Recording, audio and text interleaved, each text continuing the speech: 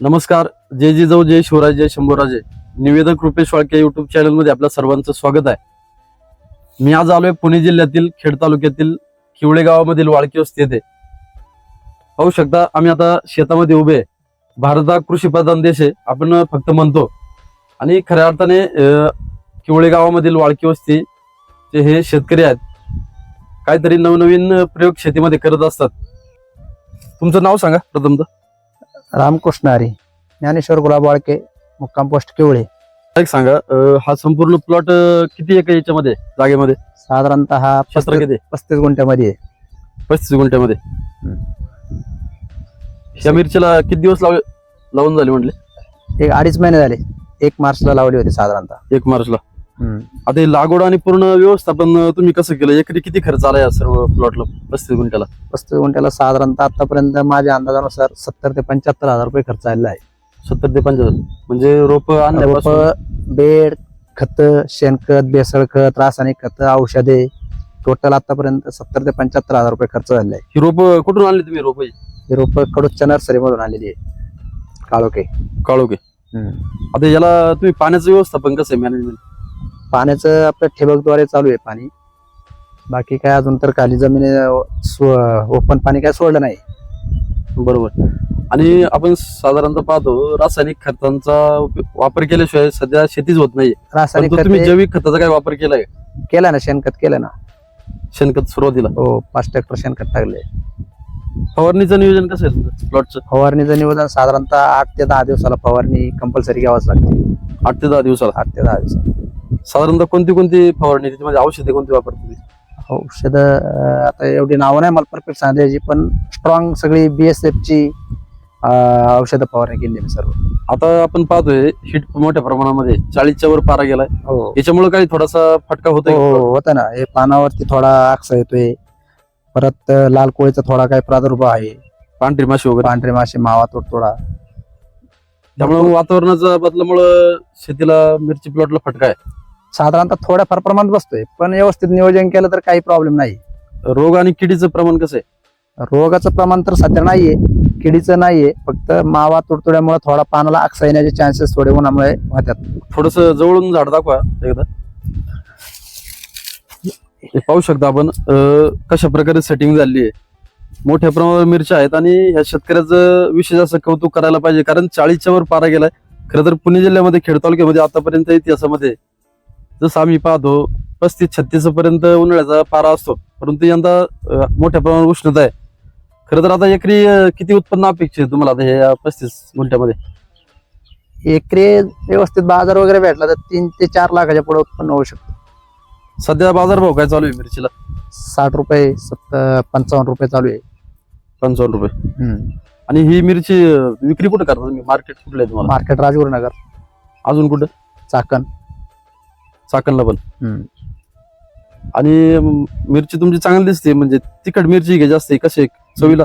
तिखट आहे ना. हो. व्यापाऱ्यांचा प्रतिसाद कसा आहे तुम्हाला मिरचीला? 1 नंबर उठावे. एक नंबर. सर्वात सुरुवातीला आमची मिरची खपते. म्हणजे थोडस मिरचीला कलर काळा असल्यामुळे ही मिरची खायला तिखट लागते थोडी. हो, तिखट लागते. या पिकामध्ये मिरचीच्या, कारण आपल्याकडे पाहतो आपण कांदे, बटाटे, कोथिंबीर, मेथी आपल्याकडे जास्त करून करतात, पण तुम्ही आता नवीन प्रयोग करताय. प्रथमतःच मिरची मला वाटतं तुम्ही या ठिकाणी लावलेली आहे. या पिकामध्ये मोठं आव्हान काय जास्तीत, म्हणजे अडचणी कुठल्या येतात? बोकड्या प्रकारचा प्रादुर्भाव, आक्सा हा जर आला तर प्लॉट पूर्ण कामातून जाण्याचे चान्सेस राहतात.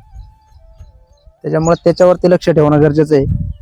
बाकी काय जास्त नाही आला प्रॉब्लेम. तुम्ही तर डेअरिंग केली आणि प्लॉट देखील अतिशय हिटीच्या दृष्टीने तुम्ही चांगल्या प्रकारे व्यवस्थापन केले. निगराणी चांगली आहे. आठवड्याला तुम्ही फवारणी करताय. सगळ्या गोष्टींचं नियोजन आहे. आणि नवीन शेतकऱ्यांना काय सांगाल तुम्ही? नवीन शेतकऱ्यांनी कांदा बटाटा न करता वेगवेगळी पिकं करून भरघोस उत्पन्न घेतलं पाहिजे, एवढीच माझी अपेक्षा आहे. आता तुम्ही किती तोडे झालेत आतापर्यंत? आता एकच तोडा झालेला आहे पहिलाच. मिरची लागवड फायदेशीर आहे का? काय वाटतं तुम्हाला? कसं फायदेशीर आहेच ना, आपण केल्यानंतर फायदेशीर आहे. इतर पिकांपेक्षा कष्ट जास्त आहे. कष्ट केलं तरच फळ आहे ना. बरोबर. कष्ट केल्याशिवाय शेतकऱ्याला पर्याय नाही. त्यामुळे पुढच्या वर्षी आता समजा हा प्लॉटचं जर समाधानकारक तुम्हाला उत्पन्न पैसे होणारच आहे, पुढच्या वर्षी उत्पादन किंवा लागवड वाढवणार का काय? वाढवणार ना, पुढच्या वर्षी हे वाढवणार ना, दुसऱ्या क्षेत्रात करणार. बरोबर. आलटून पालटून क्षेत्रात केलं तर पीक चांगलंच येत आहे. आतापर्यंत आपल्या गावामध्ये किंवा तुमच्या इथं परिसरामध्ये जास्त मिरचीचा प्लॉट कोणी लावलं नाही. लोक असे येतात का पाहायला वगैरे की चला? हो येतात. एक नंबर प्लॉट बसला म्हणतात, सर्वजण म्हणतात. बरोबर आहे. पाणी साधारणतः कंटिन्यू चालू असतं का ड्रिपच्या माध्यमातून? ड्रिपच्या माध्यमातून साधारणतः रोजचं 1-1.5 तास 2 तास चालूच असते. हिटमुळे ठेवावं लागते, नाहीतर एवढी गरज नाही. बरोबर आहे. साधारणतः ही टोटल रोपं किती आहेत? 5,500 हुंडी आहे. 5,500 हुंडी. हो. आणि हे जे मध्ये फुलं झेंडूची दिसतात ते तुम्ही लागवड केली आहे का? लागवड केली मधमाशी येण्यासाठी, फुलं वाढण्यासाठी. बरोबर आहे. अजून सल्ला वगैरे असं कुणाकडून घेता तुम्ही? पहिल्यांदा तुमच्या मनामध्ये कसं आलं की मिरचीचा प्लॉट आपण लावला पाहिजे? मिरचीचा प्लॉट लावला पाहिजे, वडिलांची अपेक्षा होती त्याच्यामुळे लावला. आणि वासुदेव गायकवाड किंवा ते बाबर बी बियाणेवाले यांच्याकडून सल्ला घेऊन आपण फवारण्या वगैरे करत असतोय. बरोबर आहे. मंडळी पाहू शकता, आपल्या युट्यूब चॅनलच्या माध्यमातून आपण अशा मुलाखती घेत असतो. शेतकऱ्यांचे, यशस्वी शेतकरी असेल, उद्योजक असेल. खरं तर आपल्या युट्यूब चॅनलच्या माध्यमातून आपल्या माणसांची जे काम करतात शेतीच्या माध्यमातून ते खरं तर लांबपर्यंत पोहोचलं पाहिजे आणि यांच्या माध्यमातून बाकीच्या शेतकऱ्यांना देखील एक संदेश घेतला पाहिजे. कारण फक्त नुसतं कांदे बटाटे न लावता एक शेतीमध्ये काहीतरी नवीन प्रयोग केले पाहिजे. तांत्रिक खऱ्या अर्थाने अतिशय सुंदर अशी शेती या ठिकाणी प्लॉट पाहतोय. कारण उष्णता भरपूर आहे यंदा आणि त्याच्या मानाने जर पाहिलं तर अतिशय सुंदर असा हा प्लॉट या ठिकाणी यांनी उभा केलाय. त्याच्या मागे त्यांचं कठीण अतिशय कष्ट आहे, प्रामाणिक कष्ट असेल. कारण शेती म्हटलं की फक्त घरामध्ये बसून जमत नाही. कारण आपण एवढे महागाची रोपं लावतो, एवढं शेतीमध्ये करतो, त्यामुळे कष्ट करणे हा पर्याय. परंतु खऱ्या अर्थाने जे आपण महाराष्ट्रामध्ये पाहतो की शेतकऱ्याच्या कष्टाचं चीज होताना पाहायला मिळत नाही. कारण व्यवस्थित त्यांना मार्केट उपलब्ध होत नाहीये. आणि आता जागतिक युद्ध देखील चालू असल्यामुळे खरं तर शेतकरी नव्हे तर सगळ्यांनाच तो फटका बसतोय. परंतु यांनी जिद्दीने या ठिकाणी मिरचीचा प्लॉट धाडसाने लावलाय आणि त्याच्या मागे त्यांचं प्रचंड कष्ट आहे. त्यांच्या घरातील सर्व सदस्य या ठिकाणी पाहू शकता. त्यांचे ते वडील आहेत, चिरंजीव आहेत, हे देखील त्यांना मोठ्या प्रमाणात मदत करत असतात. कारण शेती म्हटलं की इंडिव्हिज्युअली वैयक्तिक काम नाहीये. कारण कंपनीमध्ये जसं आपण ॲज अ टीम आपण काम करत असतो तशा प्रकारे या ठिकाणी घरातील सर्व सदस्य असेल हे सर्व फवारणी करतात. त्यांची मुलं असेल, सगळे असेल या ठिकाणी त्यांना मदत करतात. आणि खऱ्या अर्थाने तोडणीच्या कामामध्ये संपूर्ण महिला त्यांच्या घरच्या असेल तोडणीसाठी मदत करतात. या अशा पद्धतीने जर सगळ्यांनी एकी दाखवून सगळ्यांनी झटून जर कामं केली तर कुठलीही गोष्ट अशक्य नाहीये. म्हणजे अशा प्रकारे एक मला सांगायचंय की आपण शेतीमध्ये नवनवीन प्रयोग केला पाहिजे, नवनवीन काहीतरी वेगळं केलं पाहिजे, जेणेकरून तुमच्या मालाला किंवा तुमच्या याला चांगला भाव मिळणारच आहे. आपल्या खेड तालुक्यामध्ये जास्त करून मिरचीची लागवड असेल मोठ्या प्रमाणावर करत नाहीत. परंतु ज्ञानेश्वर वाळके या शेतकऱ्यांनी एक नवीन प्रयोग करून एक चांगल्या प्रकारची शेती या ठिकाणी केली आणि एवढी हिट असून देखील सुंदर प्रकारे या ठिकाणी आपण मिरचीचा प्लॉट पाहू शकता. खाली मल्चिंग पेपर आहे, त्याला सुरुवातीला त्यांनी शेणखत देखील वापरले आणि थोडंसं रासायनिक खतांचा वापर केल्याशिवाय आजकाल शेती होत नाही. कारण मातीची गुणवत्ता असेल, पाण्याची गुणवत्ता असेल, प्रत्येक शेतकऱ्याने प्रथमतः पाणी परीक्षण, माती परीक्षण केलं पाहिजे. आपल्या समेत वासुदेवजी गायकवाड देखील आहेत, ते देखील शेतकऱ्यांचे मित्र आहेत. यांच्या माध्यमातून लोकांना अनेक रोपं असेल किंवा औषध देण्याचं काम ते या ठिकाणी करतात. काय सांगाल, तुम्ही देखील शेतकऱ्यांना हे देत असता रोपं असेल, औषध, कशा प्रकारे तुमच्या हिशोबाने हा प्लॉट उष्णता पाहता? आता जर तसं पाहायला गेलं तर आपला जो बाग आहे, किवळी जो बाग, हा कमी बागायतीचा बाग आहे. आपला बागायती म्हणण्यापेक्षा कांदा बटाट्यावरती जास्त लोक फोकस करतात, भाजीपाला पिकाकडे कमी वळतात. काकडी वगैरे भरपूर प्रमाणात असते, पण मिरची हा प्लॉट या भागामध्ये प्रथमच आपल्या भागामध्ये झालेला आहे. तर आता तसं जर पाहिलं, आता ही जर लागवड पाहिली आपण तर 2 मार्चची लागवड आहे, पूर्णपणे टेम्परेचर मध्ये लागवड आहे. आणि टेम्परेचर मध्ये मिरचीचा प्लॉट आणणं ही सोपी गोष्ट नाही. बरोबर. तर त्यासाठी त्यामागे कष्ट खूप आहे. हा जो प्लॉट दिसतोय हा खूप छान दिसतोय.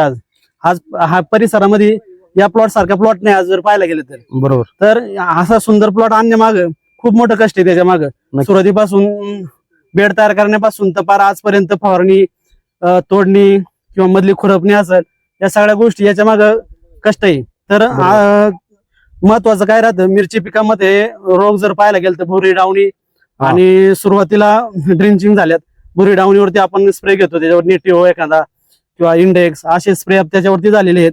आणि मेन म्हणजे कीटकनाशक जर पाहिलं आपण लाल कोळीसाठी आपण मेटिकेटचा स्प्रे मारलेला आहे. बरोबर. आणि त्याच्यानंतर आपण बाकी कॉन्फिडर वगैरे याचे स्प्रे साधे स्प्रे आपण सुरुवातीला घेतलेले. बाकी याच्या व्यतिरिक्त जास्त कायला खर्च नाही जास्त. जे जे लागेल ते आपण एक 8 दिवसांनी एक स्प्रे याला कंटिन्यू घेतोय. नीम ऑइलचा वगैरे अजून मधून एखादा स्प्रे आपण त्याचा घेतोय. बरोबर. थोडस हे चिकट काम आहे कारण मिरच्या जास्त लागतात त्यामुळे तोडणीचं थोडं आवड. मजुरांचं थोडंसं काम आहे त्याला. मजूर जास्त लागतात कारण ही जी मिरची आहे ही G4 सेगमेंट मिरची आहे. ही जी काळ्या पाठीची मिरची असते ही तिखट खूप असते आणि तोडायला हिला मजूर जास्त लागतात. पण मार्केटमध्ये जर गेल्यानंतर की त्याला इतर मिरच्या बाकीच्या पोपटी मिरचीपेक्षा हिला मार्केट 5 रुपये 10 रुपये जास्त भाव मिळतो हिला. बरोबर. आणि ही मिरची थोडी अशी लांब पण नाही थोडी आखूड असते. हा ही G4 सेगमेंटच हा असाच असतो. 6 ते 8 सेंटीमीटर पर्यंत याची लांबी असते. याची जास्त लांबी नसते पण ही वजनाला चांगली भरते. तिचं वजन चांगलं असतं त्याच्यामुळं तिखट राहते ही. G4 सेगमेंट हा तिखट मिरचीचा सेगमेंट म्हणून ओळखला जातो. बरोबर. धन्यवाद. यांनी देखील सुंदर अशी माहिती आपल्याला दिली आहे. नक्कीच आपल्या चॅनलच्या माध्यमातून अशा शेतकऱ्यांची मी मुलाखत घेत असतो. तुम्ही जर चॅनलवर नवीन असाल तर निवेदक रुपेश वाळके युट्यूब चॅनलला सबस्क्राईब करा. व्हिडिओ जर आवडला लाईक करा, खूप शेअर करा. धन्यवाद.